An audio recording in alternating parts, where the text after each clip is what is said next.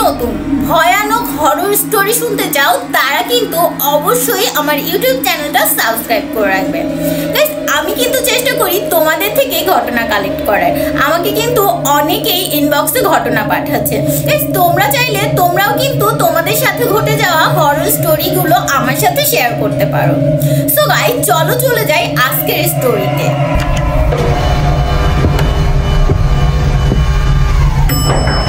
সময়টা ছিল 2016। পারিবারিকভাবে আমার খালাতো ভাইয়ের সাথে আমার বিয়ে ঠিক হয়। আমি তখন ক্লাস 10-এ পড়ি। বয়স অল্প হওয়ায় তারা আমাদের বিয়ে পড়িয়ে রেখে চলে যান। সেই সুবাদে আমি আমার আব্বু আম্মুর কাছেই থাকি।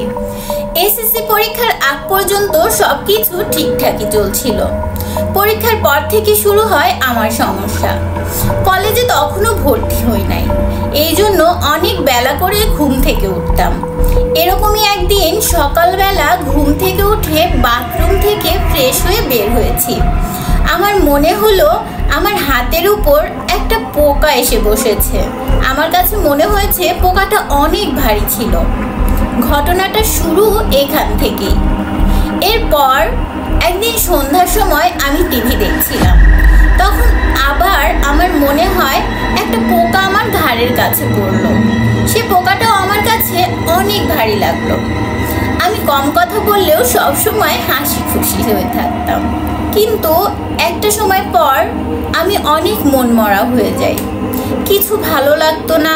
অকারণেই আব্বু আম্মুর সাথে রাগ দেখাতাম, উচ্চবাচ্য করে কথা বলতাম, মাঝে মধ্যে গালিও দিতাম, যেটা আগে কখনো করিনি।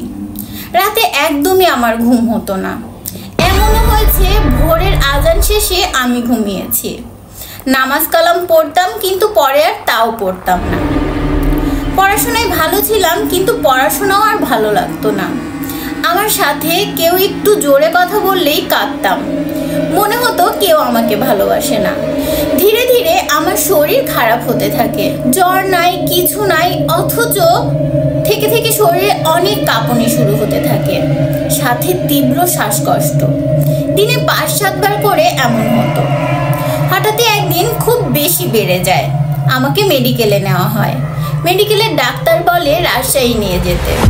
অক্সিজেন দিয়ে আমাকে রাজশাহী নেওয়া হয়। রাজশাহীর ডাক্তার পরীক্ষা করে জানান আমার থাইরয়েডের সমস্যা। ঔষধ দেন, কিন্তু ফলাফল শূন্য। রাতে ঘুমালে খারাপ খারাপ স্বপ্ন দেখতাম। ঘুমের মধ্যে মনে হতো কেউ আমার গলা টিপে ধরেছে। স্বপ্নে বেশিরভাগ সময় বাদুড় দেখতাম।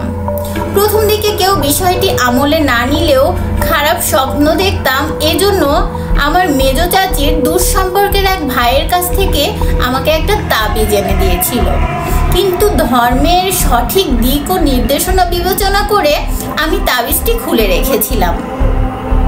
একদিন সকালে প্রাইভেট যাওয়ার সময় রেডি হয়েছি। প্রাইভেটের সময় দেরি হয়ে যাচ্ছিল, তাই আম্মু বলে, মানুষ প্রাইভেটের সময় এত দেরি করে গেলে স্যার কি বলবে?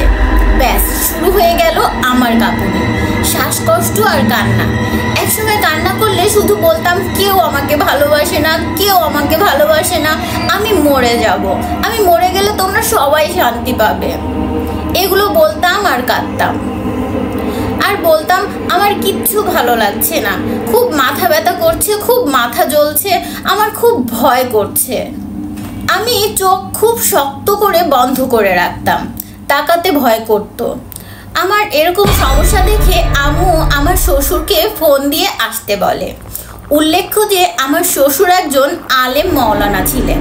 আমি এমন করছি দেখে কি যেন মনে করে আম্মু আমার শ্বশুরকে বলল, ভাই তাবিজটা মিথির গলায় দিয়ে দেই। কিন্তু যখনই তাবিজ আমার কাছে আনে, আমার হাতের সাথে যখনই তাবিজের স্পর্শ হয়, আমি চিল্লায় উঠি আর বলি, জ্বলে যাচ্ছে, সরাও এটা, জ্বলে যাচ্ছে, প্লিজ সরাও। যেহেতু আমার শ্বশুর একজন মাওলানা এবং এরকম বিষয়ে তার ধারণা আছে, তাই তিনি বুঝে যান এবং আমার আম্মুকে বলেন আমার উপসর্গগত সমস্যা হয়েছে। ওই দিন রাতেই ঘুমের মধ্যে আমি দেখি আমার রুমের মধ্যে অনেকগুলো বাদুড় আমার দিকে উড়ে আসছে। ভয়ে আমি চিল্লায় উঠে বসি। আমি তখন অনেক ঘেমেছিলাম। এটা দেখে আমার ফ্যামিলি থেকে তাড়াতাড়ি আমাকে কবিরাজ দেখানোর সিদ্ধান্ত নেয়। নাটোরে এক কবিরাজকে দেখালে উনি বলেন যে আমার পিছনে জিন লেগেছে, যে আমার ক্ষতি করতে চায়, আমাকে মেরে ফেলতে চায়। ওই দিন কবিরাজ দেখিয়ে বাসায় আসার সময় থেকেই আমি অনেক গম্ভীর হয়ে যাই।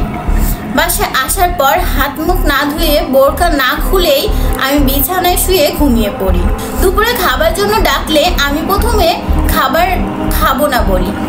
তারপর যখন আমাকে জোর করে খাওয়ানোর জন্য বলছিল, তখন আমি নাকি চিৎকার করে বলছিলাম, রক্ত খাবো, রক্ত দে। আমার এই অবস্থা দেখে আমার হাজবেন্ড আমাকে দেখতে আসে। আমি কখনোই আমার হাজবেন্ডের সাথে তুই তুই করে কথা বলি না, তবুও সেদিন যখন উনি এসেছিলেন আমি তার সাথে তুই তুই করে কথা বলছিলাম। তবুও আমার হাজবেন্ড আমার সাথে ভালো করেই কথা বলছিল। আমি যখন খেতে চাচ্ছিলাম না, সে আমাকে বলছিল আমি তোমাকে হাত দিয়ে খাইয়ে দিই, আমি তবুও খেতে চাচ্ছিলাম না। তারপরে তার অনেক জোর করাতে আমি রাজি হলাম আর তার হাতেই খাচ্ছিলাম। খাবার সময় নাকি আমি মাথাটা নিচু করে চোখ বন্ধ করে খাচ্ছিলাম। যে আমি 2 পিসের বেশি মাংস, 1 প্লেটের বেশি ভাত কখনো খাইনি, সেই আমি নাকি ওই দিন 8 পিস মাংস আর 3 প্লেট ভাত খেয়েছিলাম। খাবার পর আবারও ঘুমিয়ে যাই। যখন আমাকে ঘুম থেকে ডাকে আমি নাকি অনেক রাগী চোখে তাকিয়েছিলাম। হঠাৎ উঠে বসি, ঝুলতে থাকি, খাটটা অনেক জোরে জোরে নাড়াতে থাকি। যখন আমাকে জিজ্ঞাসা করে কি হয়েছে, তখন নাকি আমি বলি, তোরা এখানে কেন, কোথায় গিয়েছিলি তোরা, আমাকে তাড়াইতে পারবি না, আমি রক্ত খাবো, তোর মেয়েকে খাবো, আমি তোর মেয়েকে নিয়ে যাব। এরকম আরো অনেক কথা। এর কিছুক্ষণ পর আমি অজ্ঞান হয়ে যাই।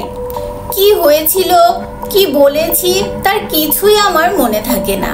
যে কথাগুলো আমি বললাম তা আমার ফ্যামিলি মেম্বারদের কাছ থেকে আমার শোনা। 2 মাসেরও বেশি সময় প্রতিদিন এমনটা চলতো। দিনে 4 থেকে 5 বার এমন হতো। সে সময়ে কোনো কথা আমার মনে থাকতো না। তখন কবিরাজ বলে ওই জিনকে হাজির করতে হবে এবং তাকে ভোগ দিতে হবে। এজন্য কবিরাজটা আমাদের বলে 1 দামে কিনা কলা, 1 দামে কিনা 1 থেকে 3 লিটার দুধ, 5 রকমের ফল, 5 রকমের মিষ্টি ইত্যাদি নিয়ে যেতে। যথারীতি আমরা নাটোরের ওই কবিরাজের কাছে যাই। কবিরাজটা আমার উপর জিন হাজির করায়। জিনটার নাম, কোথা থেকে এসেছে, কেন আমার উপর ভর করেছে ইত্যাদি প্রশ্ন করলে, গাইস যারা আমার গল্প প্রথমবার শুনছো তারা কিন্তু অবশ্যই লাইক করবে আর আমার চ্যানেলটা সাবস্ক্রাইব করবে। সো গাইস চলো স্টোরিতে। জিনটাকে প্রশ্ন করলে সে বলে তার নাম আলতাফ। আমাদের বাড়ির পিছনে বড় পুকুরের সাথে আম গাছ আছে, সেই আম গাছে এসে থাকে, আমাকে তার ভালো লেগেছে তাই এসেছে ইত্যাদি। কিন্তু জিনটার সব কথাই ছিল মিথ্যা, যা পরে প্রমাণিত হয়। এরপর ওই কবিরাজটা আমাকে একটা তাবিজ, 1 বোতল গোলাপ জল আর পানি পড়া দিয়ে বলে আর কোনো সমস্যা হবে না। 4-5 মাস ভালোই ছিলাম, কিন্তু এরপর আবার সমস্যাগুলো শুরু হয়। মাথা ভার হয়ে থাকা, শরীরে কোনো শক্তি না পাওয়া, একটুতেই রেগে যাওয়া, পড়াশোনা না করা, মাথা ঘুরে পড়ে যাওয়া, কান্নাকাটি করা, ঘুমের মধ্যে গোংরানো, ঘুমের মধ্যে চিল্লাই উঠি। সমস্যাগুলো আবার শুরু হয়। ফ্যামিলি মেম্বাররা বলে ওই কবিরাজ কোনো কাজের না, শুধু শুধু আমাদের অনেকগুলো টাকা খেয়েছে, কিন্তু সমস্যার সমাধান করতে পারিনি। তাই তারা সিদ্ধান্ত নেয় অন্য কাউকে দেখাবে। আবার আমার হাজবেন্ডের পরিচিত এক বড় হুজুর আছেন, তাকেই দেখানোর সিদ্ধান্ত নেওয়া হয়। তাকে ফোন করে আমার সমস্যার কথা বললে তিনি বলেন আমার উপর শুধু জিনেরাই নজর রাখেন না, তার সাথে মানুষেরও কুনজর আছে। এজন্য আমাদের তার বাসায় যেতে বলে। তার কাছে গেলে তিনি বলেন আমার উপর কুফরি করা হয়েছে, সাথে বদ জিন চালান করা হয়েছে। যে জিনটাকে আমার উপর চালান করা হয়েছে সে ইফরিত গোত্রের শয়তানের উপাসক।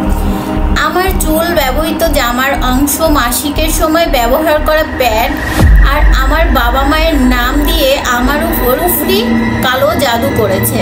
আমার নামে কুফরি করে তাবিজ আর একটা পুতুল অনেক পুরাতন একটা কবরে লুকিয়ে রেখেছে। আমাকে কালো জাদু করেছে আমার হাজবেন্ডের আপন ফুপু। ফুফাতো ভাই বোন মিলে তারা আমাকে কালো জাদু করেছে যাতে আমি অসুস্থ হয়ে যাই, পাগল হয়ে যাই, আর পাগল হয়ে নিজেই নিজেকে মেরে ফেলি। এজন্য যাতে আমি মারা গেলে ওই মহিলা আমার হাজবেন্ডের ফুফাতো বোন আমার হাজবেন্ডকে বিয়ে করতে পারে। ওই মহিলা নিজে বিবাহিত ছিলেন, তার 7 বছরের একটা মেয়ে আছে। সে তার হাজবেন্ডকে এখন আর সহ্য করতে পারে না, তার নাকি শারীরিক প্রবলেম আছে, আর তার জন্য সে আমার হাজবেন্ডের দিকে নজর দিয়েছে। এই কথাগুলো ওই হুজুরই আমাদেরকে বলেছেন। আমরা হুজুরের কথা বিশ্বাস করেছি, কারণ যখন আমার সাথে আমার হাজবেন্ডের বিয়ের কথা চলছিল তখন নাকি ওই মহিলা আর তার মা নিজে আমার শাশুড়ির কাছে, আমার ননদের কাছে বলেছে যে সে আমার হাজবেন্ডকে পছন্দ করে, বিয়ে করতে চায়। কিন্তু আমার শাশুড়ি ননদ অমত জানায়। আমার হাজবেন্ডের ওই ফুফাতো বোন নিজে একজন আলেম, পর্দা করে, ইসলামিক জ্ঞান দেয়। তার মা মানে তার ফুপু 5 ওয়াক্ত নামাজ পড়ে। তার ভাই আল কোরআনের 30 পারার হাফেজ। এরকম মানুষ যে কুফরির মতো এত জঘন্য কাজ করতে পারে তা আমার কল্পনার বাইরে ছিল। আমাদের বিয়ের আগেও আমার হাজবেন্ডের ফুপু তার বিবাহিত মেয়ে যে কিনা 1 বাচ্চার মা, তার সাথে আমার হাজবেন্ডের বিয়ের প্রস্তাব দেয়, কিন্তু আমার হাজবেন্ড না করে দেয়। যাই হোক, ওই হুজুর আমাদের কয়েকটা তদবির দেন। আমাদের বলেন যে আমার উপরে থাকা কালো জাদু কাটাতে 501টা তাবিজ লাগবে, যে তাবিজগুলো পরে মাঝ নদীতে ফেলে দিতে হবে এবং ওই জায়গায় পুঁতে ফেলতে হবে। আমার নামে কুফরি করা যাবতীয় জিনিস তিনি তার কাছে থাকা জিনের মাধ্যমে উদ্ধার করে সেগুলো নষ্ট করে ফেলেন। আর আমাকে একটা তাবিজ দেন, যেটা এখনো আমার গলায় পড়ে আছে। আল্লাহর রহমতে আমি এখন সুস্থ। 2017-18 এই 2 বছর আমি সমস্যার মধ্যে দিয়ে দিন পার করেছি। এই 2 বছর আমার শারীরিক ও মানসিক অনেক ক্ষয়ক্ষতি হয়। ওই 2 বছরের অনেক সময় স্মৃতি থাকার অনেক কিছুই আমার এখন আর মনে নাই, যেগুলো আমি পরে আমার মায়ের কাছ থেকে অথবা আমার হাজবেন্ডের কাছ থেকে, ফ্যামিলি মেম্বারসদের কাছ থেকে শুনেছি। সো গাইস, কি এক্সাইটিং একটা গল্প ছিল ভাবো। সো গাইস, আশা করি গল্পটা সুন্দর লেগেছে। Bye bye.